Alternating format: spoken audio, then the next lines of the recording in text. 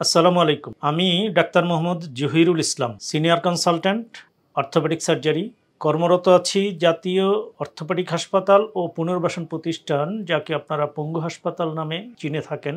আজকে আপনাদেরকে হাঁটু সন্ধি প্রতিস্থাপন এই বিষয়টায় কথা বলবো, যেটা দীর্ঘদিন আমাদের দেশে একটি অবহেলিত ইনজুরি ছিল।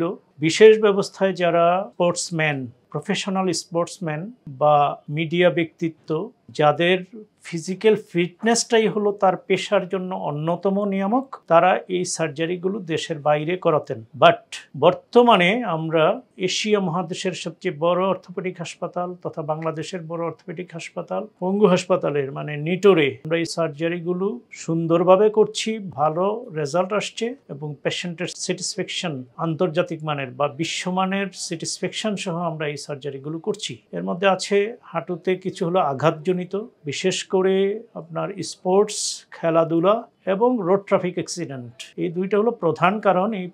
এই দুই কারণে হাঁটুর বা উরুসন্ধির লিগামেন্ট ইনজুরি, সেটা যে যত মারাত্মকই হোক, এটাকে আমরা সাকসেসফুলি চিকিৎসা করে থাকি।